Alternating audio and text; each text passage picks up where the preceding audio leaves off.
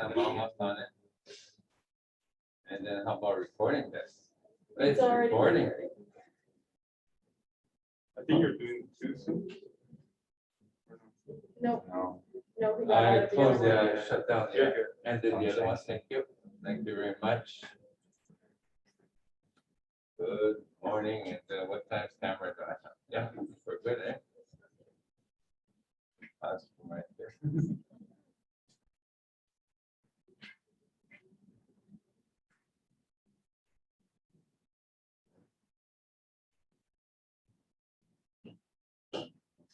All right, anyway, I'm going to share a screen so we can move forward. And that's where wildlife management. We're still on wildlife, I haven't talked management that much. I will get technical at some point. I can get to the nitty-gritty of, the species that I know best for Northern Ontario, Mascalis, weasels. So I know a couple of stories when it comes to regulation, stuff like that. There's nothing like the hunter who knows exactly what's happening. And there's nothing like the angler to find out exactly how many pike are allowed in your boat, because there's always a fine of $300. Same Canadian currency becomes an immediate issue. So tricky. There's something else I want to mention. Go forward is that this wildlife chapter is as wide as possible. So really, I'm trying to cover the world, sort of. Therefore, in the list I'm going to show, whether it's a bird, a fish, amphibian, reptile, bird, or mammal, there's always a portion of it that's conservation, because those are the rare species. So if you family that has two species, you can bet that this group is vulnerable and so on. So we're going to be discussing some of those. I guess wildlife, if this course was called wildlife conservation, both going to make it 6 credits, but we don't know. I'm still gonna try to cover both man conservation. It's a work itself, because you're dealing with often enough overabundant in thousands, as opposed to looking for the last turtle.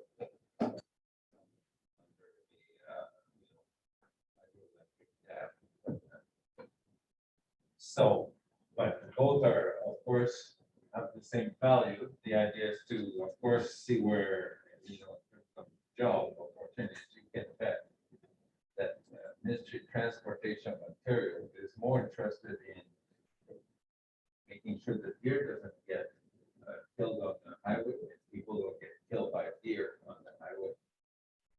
Therefore, every year they will open up, say, an offer for a submission. They want research on it. They want to know what's going to keep the deer away from the highways. Of course, we know about fencing, but there are alternatives, and it's hard to think that you're going to start fencing the entire product. West goes a long way. So apparently, it's 11 hours to Thunder Base. Yeah, good luck with that. All right.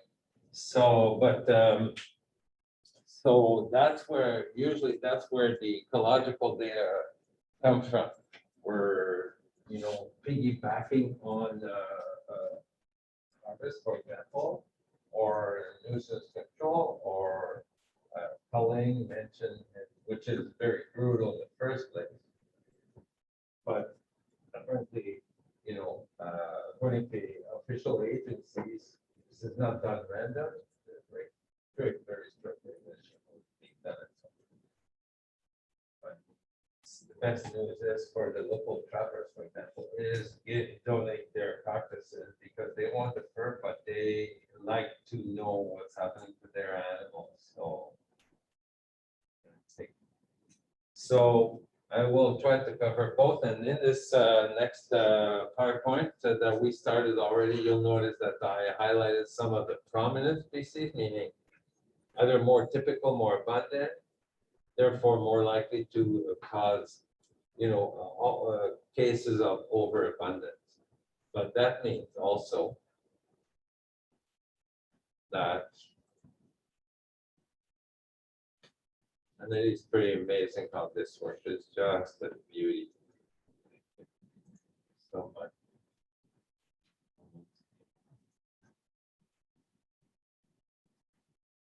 Do I get to minimize this ever?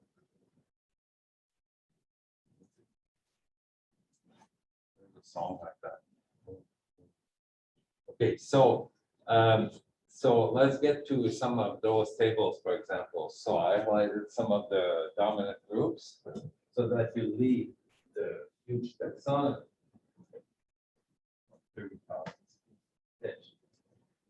With some of the common ones. You travel to Korea, there's likely to be one of these groups. Now, might not be the best example because I think I skipped this altogether. This is too, like you won't be able to say the word elasmo branch to anybody out there. Lampreys, certainly. We talked about some applications left and right as we go up the vertebrate group. The rays, as I said, are very exotic for here, therefore I don't have much to say about it. I gotta be pretty modest. Next place I go is to learn and not to teach anything about race. But of course, there could be conservations as well. So huge group, 500 species of sharks. So you can imagine all the management for the great white, right? That's part of management. Excuse me, by multi monitoring. So there's no culling because they're solitary, they don't come in a school. You can travel in groups. And this is part of the concern, of course, it's the term I want to see at the midterm on Thursday is tragedy of the commons, remember that? Great story. Cut down a tree while the other Jerry is also cutting down a tree, but you don't know he's cutting down a tree, so then that's a forest. Right? Same thing for outgrowing cities, for example, everybody wants to have a little piece somewhere. I don't want to take too much room, but there's 10 million people who want to benefit from the same advantages. So therefore, it's a collective thing, and nobody has a word to say, right? I mean, if I want to move to Toronto tomorrow and I have the money, just raise my hand, and nobody's gonna say question my committee there.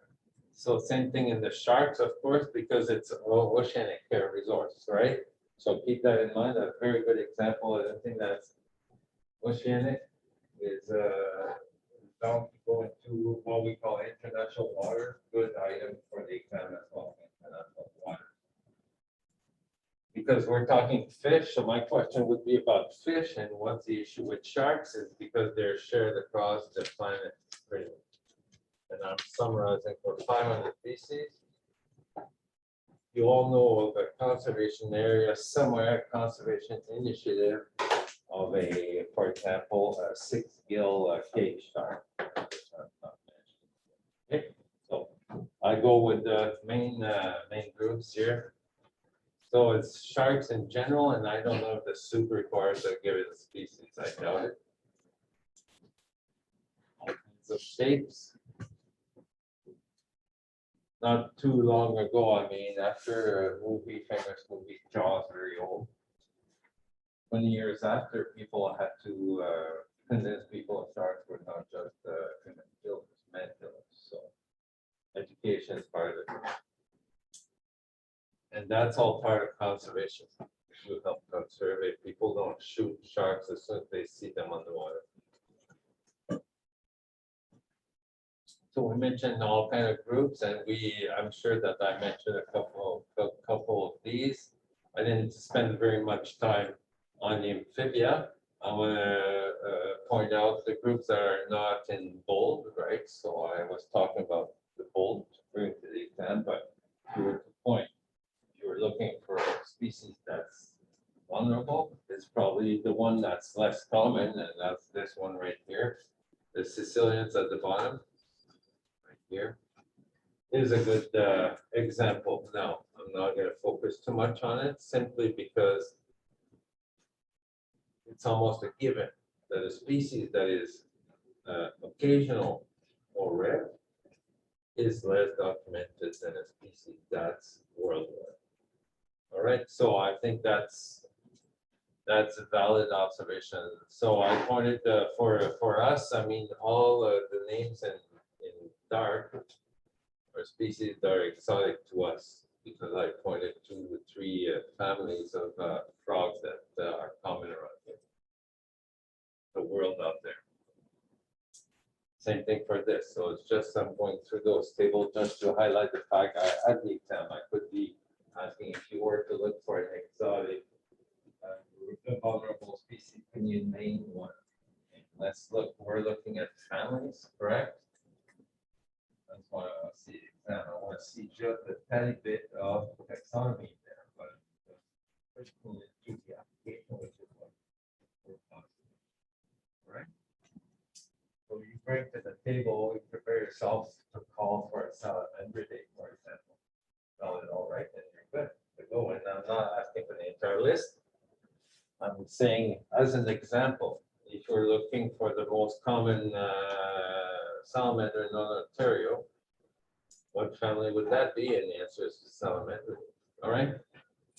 And then you can pick almost any of those. For example, mole at this time, not today, depends where you are, of course. You know, if you're in the Everglades, different story. All right. So I'm talking common versus exotic. All right. So we did the same thing over here. The story is, I mean, lizards. The world out there, it's absolutely fantastic. I like lizards. Beautiful machine. Go to Australia and that's all you see all day long.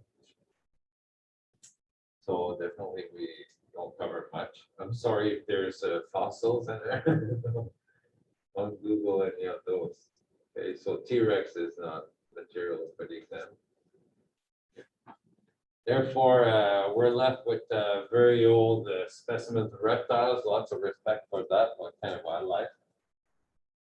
So they're slow, they're shelled, they're unique, and some migrate, right? The sea turtles, but otherwise they're staying put. No, no stampedes anywhere. So I would say vulnerable. This is what the text is saying right here. Half of the groups are at least vulnerable.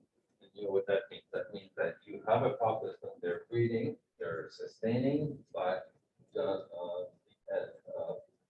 decline. That's vulnerable. I will, when we get into a separate chapter, I will summarize, you know, classification from CITES and so on. Spell it out for you guys.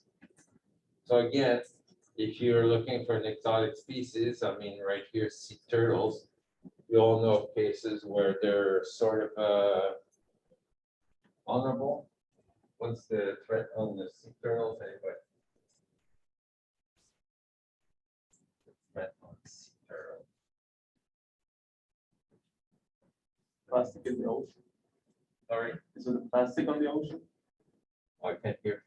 Like plastic on the ocean? Oh, plastic in the ocean? Yeah, that falls on 2 habitats. So I think half of that semester is going to be on habitat. And you realize that if I work on plastic, I'm helping all kinds of groups. So that's different issue. So habitat is a big, big item for sure. Yep. What kind of life? On sea turtle. You mean the moon cycle? That's a natural threat, though. Yes, you're right. So yeah, I mean the mortality rate is probably very big. Movement that occurs. Yeah, like when the hurricane goes towards like the beach coast, right? Instead of going towards the ocean.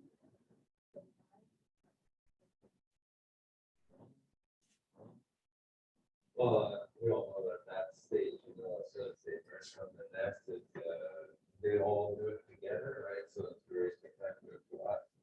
That's supposed to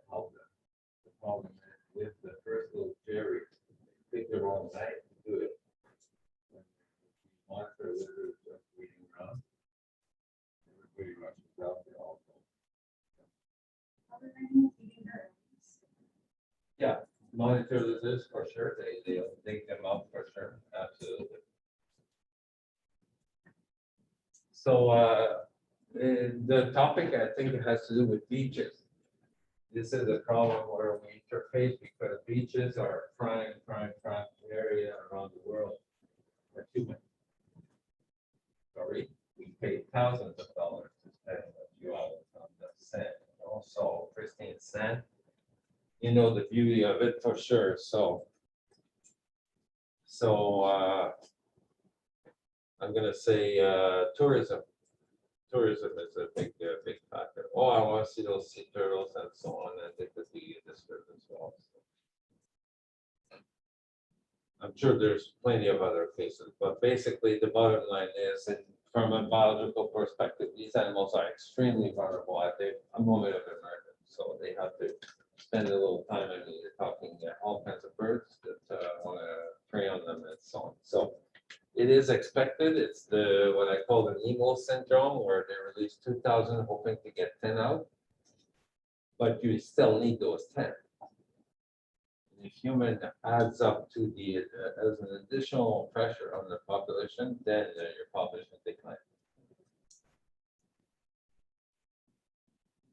And that's been mentioned already. You still have a life cycle that the sea turtle is supposed to live for years. Out of your 10 that survive, you hope that none will get her neck around a six-pack, those plastic six-packs, or just anybody heard of microplastic? Anybody? Right? So I don't know if that's a proper term for it. I don't know where it is, but I think it has to do possibly with semiconductors, maybe something like. I'm not exactly sure where it's found, but invisible to the eye, but I mean, covered up. So definitely a long story of conservation around turtles for sure, because none of them come in a stampede through your living room. So it's good news. These animals are adorable if you like, but I'm going to call them desirable just for aesthetic value. I didn't talk about biodiversity. I didn't even mention the word biodiversity yet. As biologists, I hope you all know that of course our primary goal is like a doctor will save lives, we're supposed to sustain life, right? I mean, otherwise we lose our jobs. Everything goes tomorrow. So definitely turtles, lots of respect for these animals. What's the longest a turtle can live? Anybody? I think it's 200 years. For Yeah, I'll take that. 200 Galapagos. years. I mean, that's an extremely old. We call them Galapagos. tortoise is the word. Yep, tortoise is the word I was looking for. Thank you very much. All kinds of dominant groups, and then all kinds of extremely high diversity. Again, I mean, those was the word I'm looking for if I'm talking about full-blooded animals. Fancy word here. Close. Yeah, poikilotherm is the name. Poikilotherm. Full-blooded animal. You can expect those to be in trouble because they don't control their body temperature. You can run from there. These guys at 4 degrees, they cannot run from it. This is true for all the snakes as well, because they're cold-blooded, so they share traits. If you're born as a snake, you know that you can't run away. Part of I think we were about here somewhere in the reptiles, just entertaining you guys. Among the most famous documented ones, it's got to be crocodiles. We reviewed the names here. This is a kind of course where we look at the big picture, then we go into very specific cases, such as these guys here. 3 names are sort of key anywhere around the world. These are the dominant, more documented animals. The spectacular interface or human dimensions, the threat that they, direct threat that they pose to us, whether it's a golf course or a river or any kind of waterway. Around, I'm gonna say subtropical to tropical area around the west. So, but some are bigger than others, and that becomes a very big difference. So if you go to South America, you're on the Amazon, and you see a small crocodile, it might be a gavial, in which case this is a fish eater that goes for meals. Will not attack ever. If I may say, with the Nile and the salt water and the alligator, the sheer size. So compared to us, they gauge that right away. It's I can take this guy, Jerry. I swear, I can take this guy. So they dart onto a golf course. So of course, I'm not going to dwell on this too much. I'm all for conservation as well. We all appreciate that for sure, but it's about local control, I will say. So large communities live on the rivers. They fight these every day, and they lose kids every month, you know, to a crocodile somewhere. So because these animals are territorial, you know that already. We talked about this, and some are just more aggressive than others. Just more athletic, if you like. You like to charge, to attack.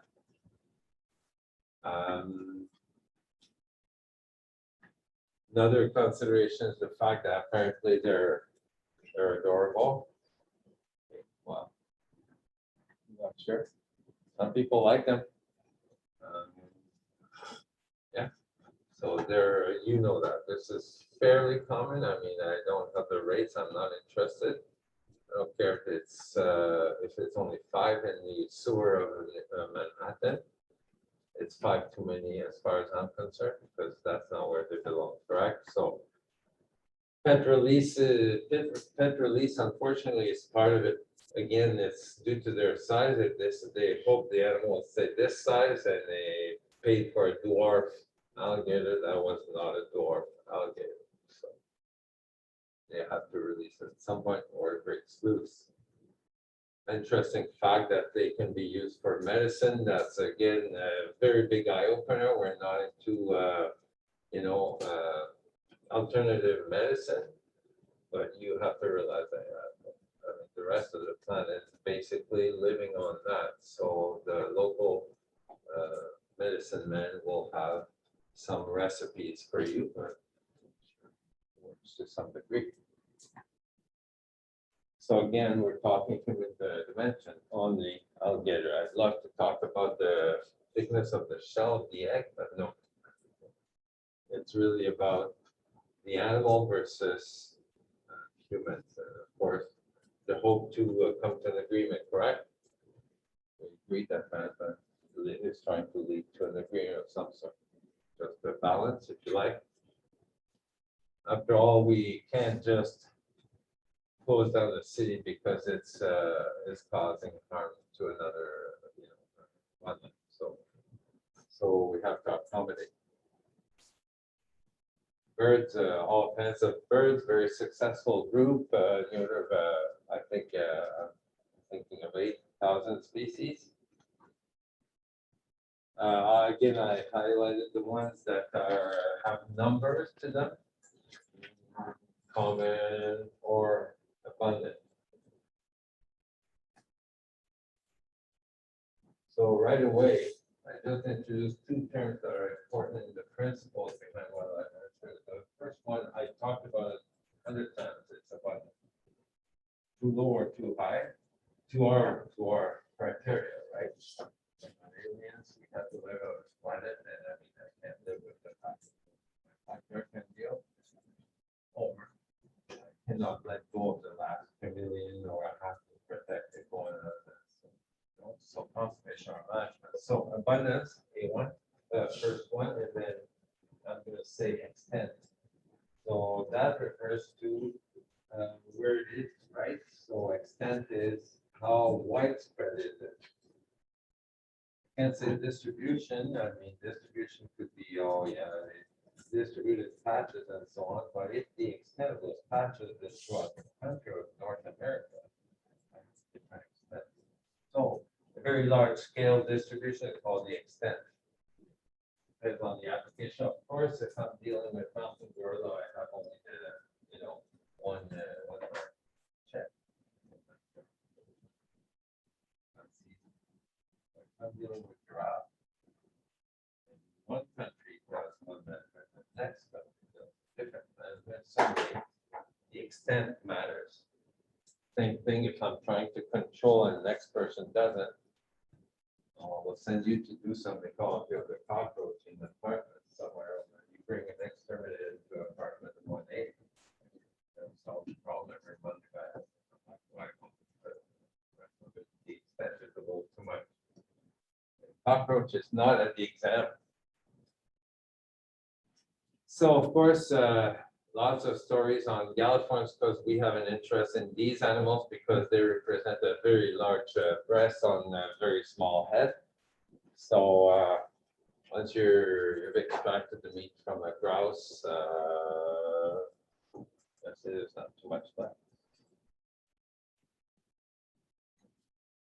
Those are large groups, so of course pheasants and all kinds of stories on these animals. Of course, the ducks, we can imagine that around the world, the ducks are desirable. That's the term I'd like to use. Desirable. Pigeons, on the other hand, I'm not too sure. I mean, sure enough, people will feed on it for sure. I don't know why I refer to Italians. I'm sure there's plenty of other countries who use them historically. They know that under this bridge, they said because of their grandson, they pick up some pigeons for the night. All right. So a small reward, but if it's sustained, I mean, I know people in Montreal who've done it. So they don't have to be Italian per se. All right. So for sure, pigeons. We're a bit desirable, but not too much, correct? Desirable, but not too much. So we still want to see pigeons around. People like their pigeons, but not too many. So therefore, we're in between. So next chapter, I'll be talking about possibly 3 or 4 basic scenarios, kind of situation you mean. So I'm going to call them scenarios. And the worst is when you have faced a species that you find absolutely not desirable. That's almost impossible, and that would call for your eradication. That kind of situation, which is totally hypothetical, doesn't exist because we preserve biodiversity. I'm going to see even the Tasmanian devil has a right to live. I dare you to find me an even uglier species. Did we go through this already? What's an ugly species? Then we talk about cuteness lens. You kept saying, "Oh, it's so cute." She shed a tear and everything. I said, "This is a lab, Lindsay." So the cuteness factor will come around. Again, the human dimension totally not measurable on a lab scale, yet it moves millions of dollars. So if you have an emblem that looks like a giant panda, the money is coming in on its own for the World Wildlife Fund, right? So Ducks Unlimited they'll pick a nice duck to show, and so on. Very important emblems for the countries and so on. Wolverine, maybe. Beautiful Wolverine. Rails and cranes are pretty uniform as well. The shorebirds, can of worms, that's what I would call it. That group, Charadrius forms, are all the very, very large group, probably in the order of 800 species of little birds that like the shoreline, called shorebirds.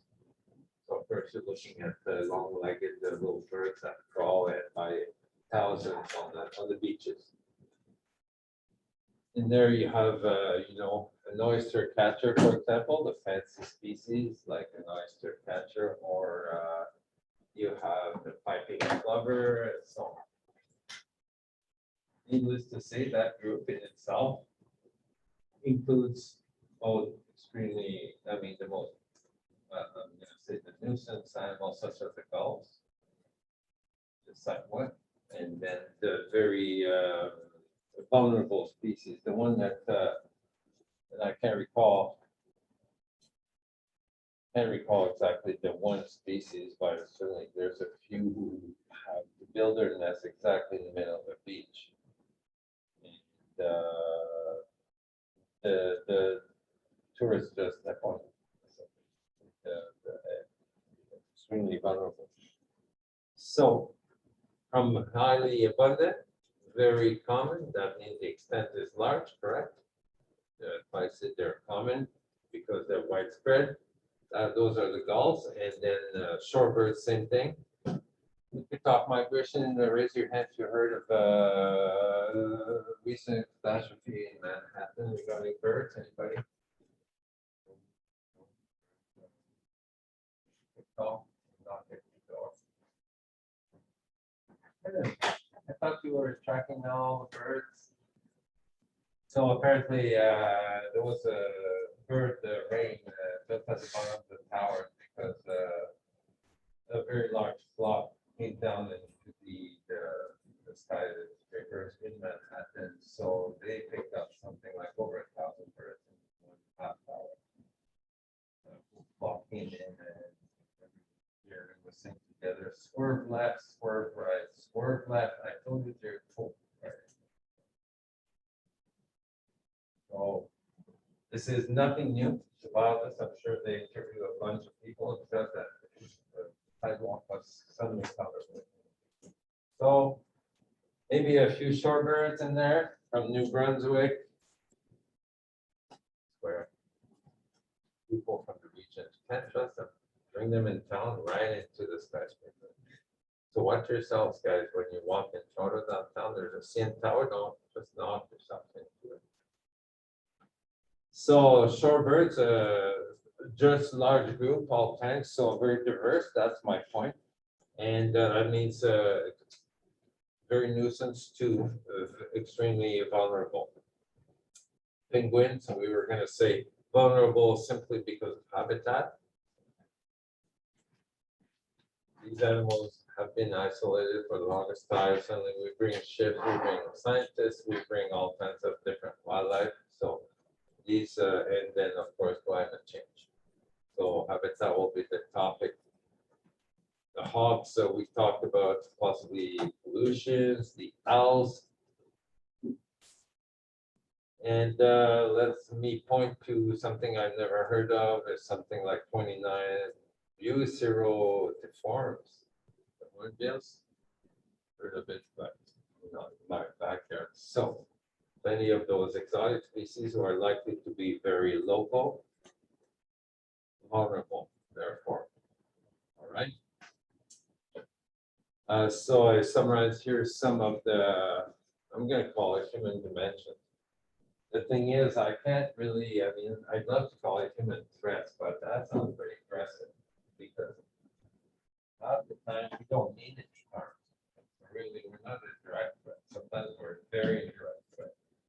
The thing is, we have just like a moose steps on the mushroom, well, that mushroom was just at the wrong time, but the moose had a right to be around. So the mushroom.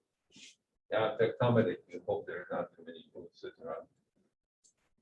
So we accommodate with these animals, and because we extirpate some animals for necessity, therefore we manage the numbers on those groups for sure.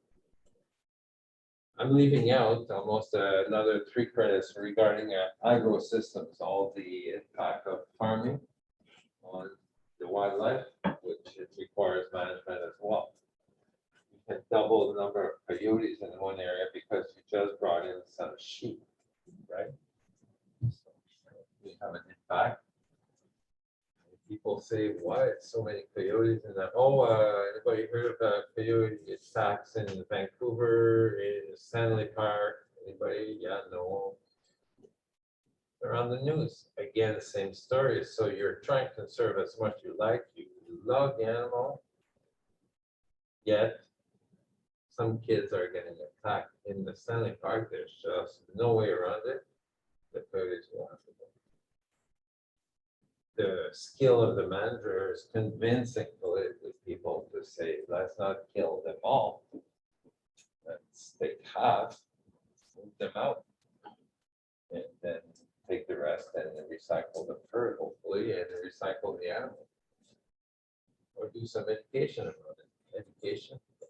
All right, so ducks, you know these names already. So I mentioned climate change for the penguins, that just as a starter. I'm gonna say hawks pollution because I refer to DDT as being a historical event where that made the egg very fragile because it worked that the DDT was acting on the eggshell, but therefore the eggshells were very thin. Again, habitat. This is going to be a very large topic for sure. Then, of course, yeah, so falcons, same thing as hawks, and then parrots is a different story altogether. They're exotic to us. Lots of civilized countries who just like to have it, you know, that for a fact. Trade in pets. The thing is, there's a market that's official. The problem is there's another market that's not official. Of course, you can think of the word poaching, which is really an intrusion into wildlife population. That's not recorded. The problem with poaching, not taking animals, is the fact that nobody knows that the animal is taken. It's additive to, you know, again, tragedy of the commons, like, oh, nobody has to know. Meanwhile, you get 10 poachers on the same population. So, yeah, for sure, great. And then I'm going to talk about here the very large group, probably 2,000 species of the 8,000, and that's the songbirds. I'm going to say a positive story is probably equatourism. I'm going to say, too bad we can't fly anymore. We'll have to start walking to North Bay and record all the birds, but that's what some people do. They go to different areas and one never go to the same place twice in order to see different species of birds. That's their excuse for going to Galapagos, going to, you know, Caribbean's tropical, of course, and elsewhere. So ecotourism is kind of a very big topic. I mean, if you want to look on the brighter side, if you want to support some local vulnerable species, this is how you go about it. You organize groups. Each person paid already $800 on their flight ticket, for example, and then they pay an extra $200 to be guided around an area, and they have their checklist. I'm sorry, but this is what they like to do. They don't like to bask in the sun on the beach. They don't like to play volleyball in the pool. They'd rather walk a transect and count birds. And I agree. And they like to get up at 3:30 a.m. Believe it or not. Honest question. How early do you have to get out? Plenty of time. So again, there wouldn't be any issues if we didn't know about the species, if we didn't care about the species. I call it a neutral relationship, which I don't have an example of. Because everything interacts with everything. So at some point I will be decomposing and hopefully make a nice little flowers. So carbon will help. So we're all linked to some degree, but otherwise, not only do we recognize that every wildlife manager deals with species that have an interaction, but you have to know if it's positive or negative, and sometimes it's both, right? Positive or negative relationship. I repeat myself. So we're interested in food, manufacturing, or specific examples you could bring, for example, and this is a very large, very general, this source, the general statement. on what our interest is with birds. So of course, food we talked about. Manufacturing, anybody? Manufacturing?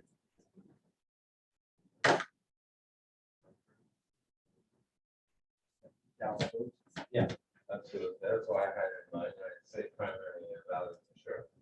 How much is it down? Too much. Too much. It's expensive. Something to pay diesel to get the little boat, the fishing boat that's not fishing, that's instead going to harvest some what's a species that they use out on the St. Lawrence. I mean, seabird is better because they're really oily. Their feathers really good, so the down is really thick. And it's called eider, EIDER, common eider. But people have been abusing, so of course, you know. Too often. So that's where the threat comes from, and I'm just commenting it. Some guys said, "I'll just if a few eider, does it down to that company." But the code becomes really popular, suddenly it's all over. That's what people are saying about raise your hand, Canada Goose story, yeah. I put I probably own myself, yes, coyote with the collar and so on. Big debate, again, sentimental, political, cuteness factor, again, as they would say. Right, on the coyote, beautiful animal, I agree. So, yeah, manufacturing, the answer is yes, for sure, so no postmate just of that. I'm sure that ostrich had a problem historically. For any kind of, I'm gonna say, kind of show, all kinds of feathers on stage and so on. So they're big market on that for sure. And ostriches, there are left, but that's a big bird. Guano could be a problem. You see, it comes from all directions. So suddenly you're okay with the bird, but you don't like the feces. Guano as a property, and it's very corrosive. Not a good thing to have on your car because it's very acidic. Birds often have a pattern. One of them is sitting on a branch, and they have sitting toes. Therefore, the guano will accumulate in some areas. That becomes really a serious problem bird because the guano is accumulating. The best example would be bats, but bats are in a cave somewhere. But I mean, bats use the same cave for decades. You can imagine you're stepping on 2 feet of pure guano. So it can get pretty toxic for sure. If you have pigeons in your attic, for sure. That can make the air pretty toxic. 100 to 120 to 130 species have become extinct due to human activity. See how general that is? Human activity. That means, we're just build the road. It's okay, Jerry. We'll build the road. That's one road. Next guy is building it as well. So overall, we're having an impact whether we thought of the birds or not. So 102 to 130 species have become insect. We didn't say hunting, we just say activity. Including carpooling, walking, including flying, everything, right? So for example, birds going through the turbine of a 747. 1,200 bird species threatened. So out of 8,000, so you're looking at 15% of the species are threatened to some degree. And then bird watching, as I said, bird watching or ecotourism is also is more definitely on the positive side. I like this idea. Simply because you can bring your little nephew, and first thing you know, they're raised around birds, they like birds, keeps them out of trouble. So it's a pretty good activity. This is birds. You can certainly list at least 3 at the exam because I see a list of 6 here. You pick the ones you want. I don't have much interest in any of those. Seagulls too abundant. Pigeons can be locally very abundant as well. They like our infrastructure. Definitely commensal is a good word to use. Commensal, right? I mean, they don't like us at all. And they come in and they like what we have to offer. Starling, same thing. Canada geese, same thing, and then the sparrows, you can imagine the house sparrow, yeah. Good species to remember. I'll have to look. Last time I checked, the house sparrows around the world. That means ubiquitous or cosmopolitan, that means you go to London and you're chirp, chirp, chirp, and then we're talking cities. So not so much in smaller cities, but certainly in the very large cities. And then for some lunatic on the web said that the woodpeckers are a nuisance. Okay. I don't have a problem with them because probably I don't have this large transformer next door. In the city, yeah, lots of those metal posts and so on, and those like to resonate, so they create a problem. So woodpecker, mind you, the scale is different. Again, this is just a little Jerry somewhere on Third Avenue complaining that you hear the woodpecker talk to locals and they all complain and say we have to do something. Take down the post or take down the woodpecker, but do something about it, right? So manage with the animal. Again, you don't know what's happening on Fourth Avenue and on Fifth Avenue and on Sixth Avenue. Therefore, tragedy of the commons. Local actions are, you gotta be careful about local actions, but you don't know what the next locality is gonna do about it.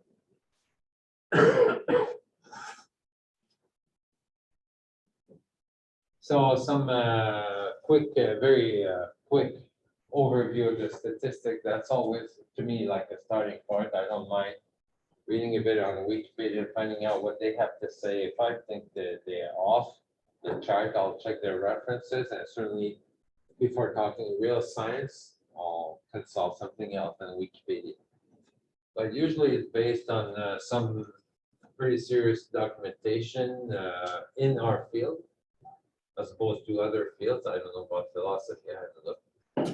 So these are the animals, the 500 species been involved in collisions. 500 species is quite bigger than I thought.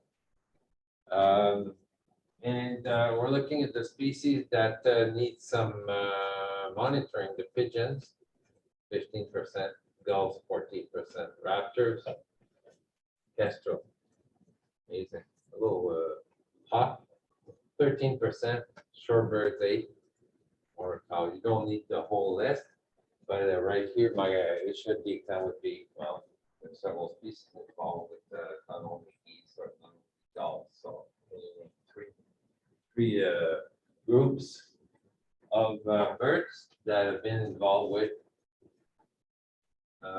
air flight collisions with airplane of some sort, right? We agree that it's not necessarily in the turbines, but these were all plenty of images around. See, I added these ones right here, really the barn swallow, seriously. Terrible.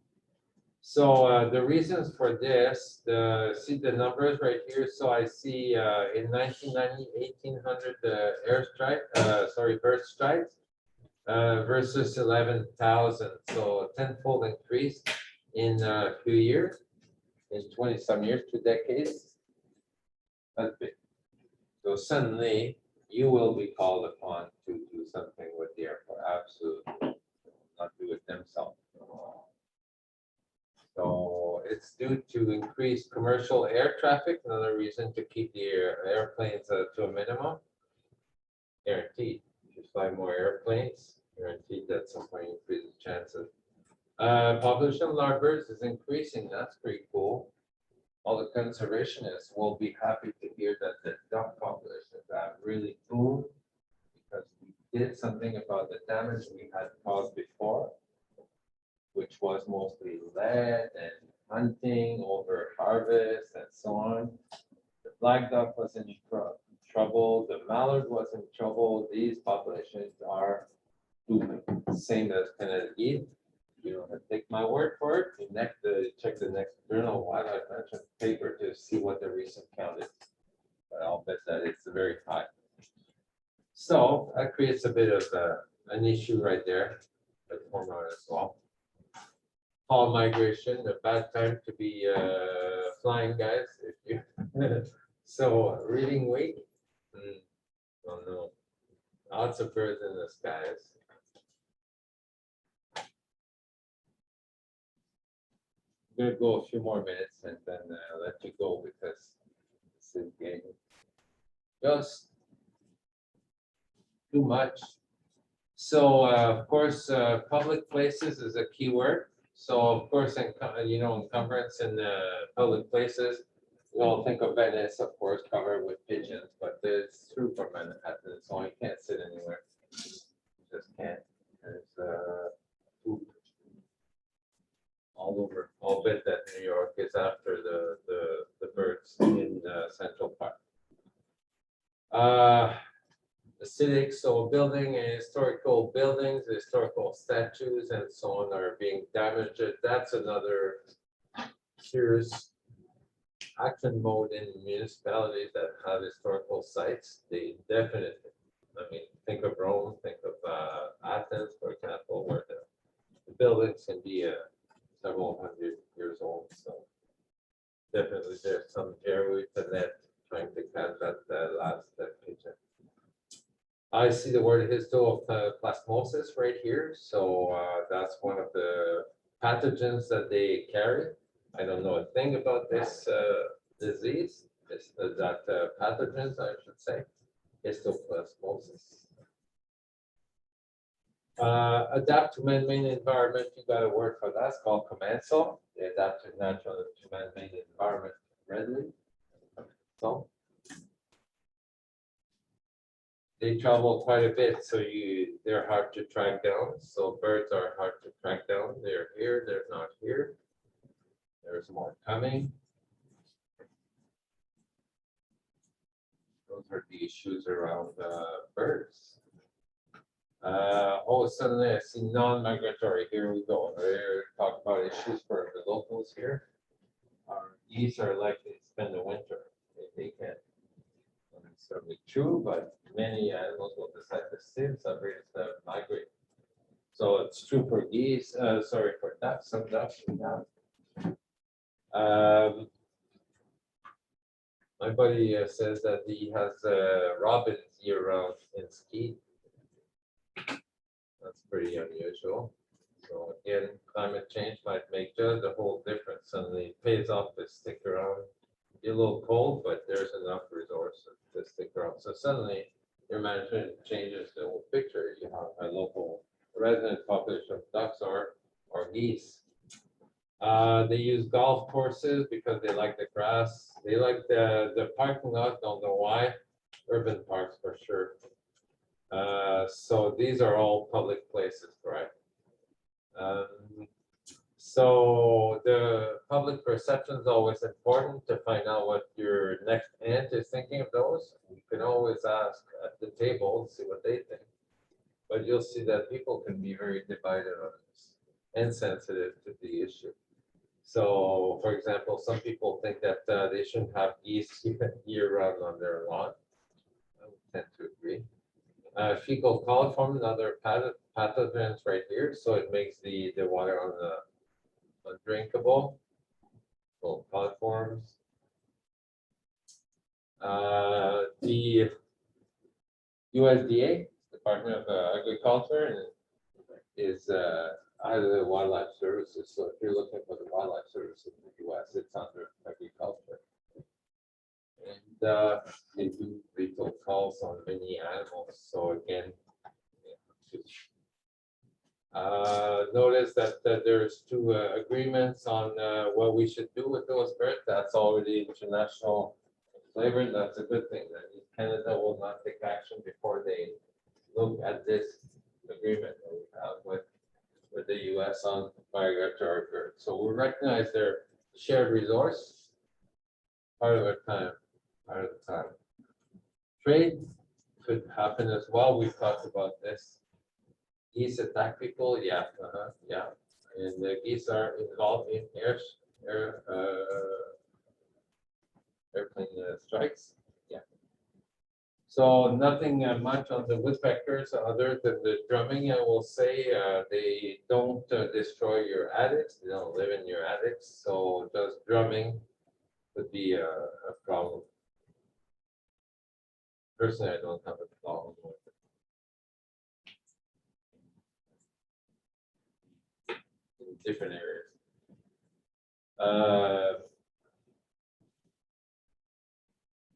The captive release is something I haven't mentioned with bird captive release. So for example, I mean, I'm thinking parrot, but your parrot is likely not to survive, but there could be birds that will survive. They become feral. And that's certainly the case right here in Australia. So I did a quick print screen on this right here. I like the title, Leaky Doors, Private Captivity as a prominent source of bird introductions, plural, in Australia. To do the comment, so Jerry opens this cage. The guy up Port Avenue also opens this cage. Suddenly you have a problem because everybody did the same thing without talking to each other. So suddenly you have a widespread tendency. Just like Instagram creates overnight tendency, same story. Talk to each other, say, you know, it's a good idea. I'm gonna help the environment to release all of my captive animals. So it's good for them. So private, so I like this kind of an integrated paper. I'm not sure if it's an original study, possibly a review. Very useful to cover larger topics. Australia is in trouble. So I'm going to stop right here. I know it's very short, but I know you've got Russian study for the midterm on Thursday. C2L, but you're doing class, yeah? Yeah. I'm listening. Yeah. So you have questions. It looks like you have questions. Yeah, so is it multiple choice? Yes? Multiple choice. So what else? Go ahead.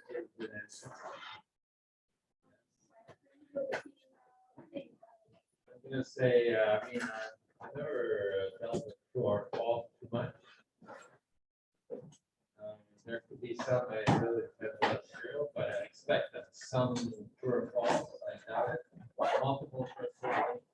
I'd say probably half the answers, multiple choice, and the other half will be fill in the blank, which is right. So there will be some typing required at some point, but there could also be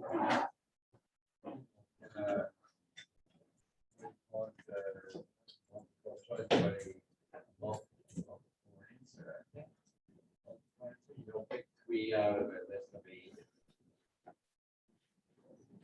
That's good. So I'm expecting a short midterm of 60 minutes. If you guys are out in 15, because the word vision came to mind. So that's how tough it's going to be. Do we have to do it in class or can we do it from home? It's gonna be on D12. So it's gonna be open for the time period for the exam, but you can do it from home. Your cheat days with your favorite honey toast next to you. Any other questions? Did I see a hand raised? Yeah. Yeah. Well done, brother. You don't have the words. Yeah, I think so. Everybody knows anything. Lockdown browser has to be. I've done it before. You have to do it prior to the exam. I think if you don't have it, Yeah. Okay, yeah, good idea. All right, email me if you have any questions, guys.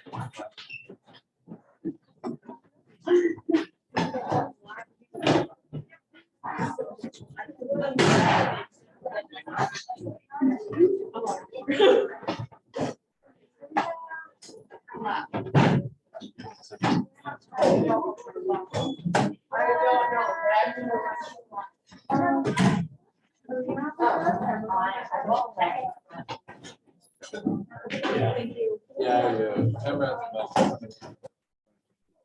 Okay, perfect. So I don't have to get dressed. Yeah, exactly. Okay, thank Yeah. you.